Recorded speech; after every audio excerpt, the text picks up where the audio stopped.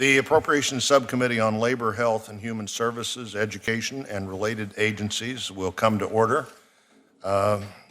Secretary, we're glad you're here this morning and appearing before the committee. You and I just visited that we both started our post-college careers as social studies teachers, so it's great to have you here and and understand that you embody so much about the education system. I think both your parents were teachers, you were a teacher, and I'm glad to have you here as acting secretary, and Senator Alexander is doing everything he can to remove the acting designation, and the Senate will be voting on that, I think, before too long. This is your first time in this position before the subcommittee, and we look forward to hearing your testimony. I think I'd be remiss if I didn't mention that Tom Skelly, this is his last appearance before the subcommittee. He's retiring this month from the Department of Education after 41 years, including 19 years as the budget director. The committee, Tom, thanks you for your years of service and particularly for the technical expertise and responsiveness that you've provided to this committee over that 19 years of doing the job you're doing now.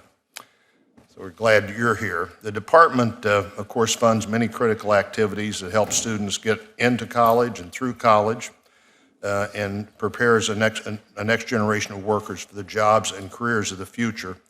The FY 2017 discretionary budget request for the department has an increase, a 2% increase. I think this is particularly concerning in a overall discretionary budget that increases by $40 million. The department's request increases by $1.3 billion.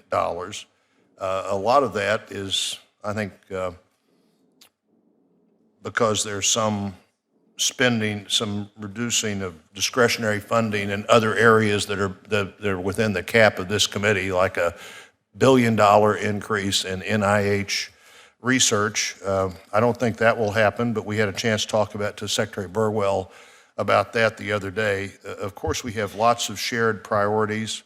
I hope we can work together on those priorities. I'm pleased to see your increase in charter schools. Look forward to what you may have to say about that later this morning, knowing that you have some experience there as well.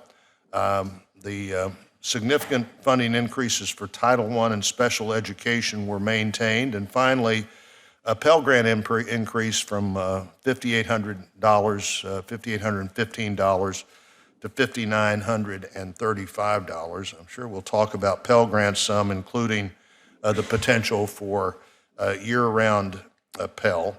I was disappointed given the increase in the department's request that actually, once again, the budget suggests cutting funds for impact aid payments to schools that have significant federally owned land in the school district, which of course then comes off the tax rolls.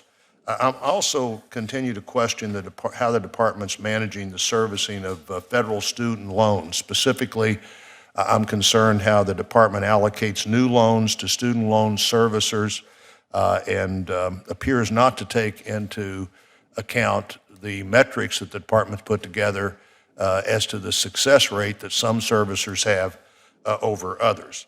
I'm concerned about the department's increasingly heavy hand in regulating institutions of higher education. We've built a great higher education system in the country, in large part because the federal government, while it's been very supportive of higher education, has until recently never purported to want to control higher education. Last year, we helped convince the department to abandon its misguided college rating system.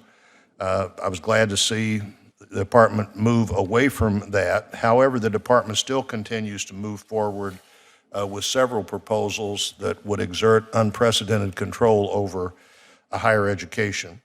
The gainful employment regulation has the department unilaterally establishing significant policy that will impact hundreds of thousands of students. This regulation uses one single metric to measure the quality of higher education programs and will shut down good programs with the bad. We shouldn't judge our education system based purely or even largely on how much a student earns.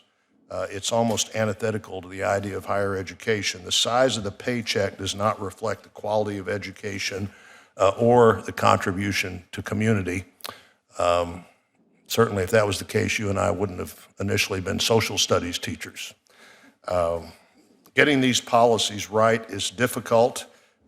We want to work with you on these policies. I respect the skills and background you bring to the job, and I think we are all eager to work hard to find the things we can do together and talk through the things that we don't agree on, and that's what Senator Murray and I try to do as well, and I'm pleased to recognize her for her opening statement.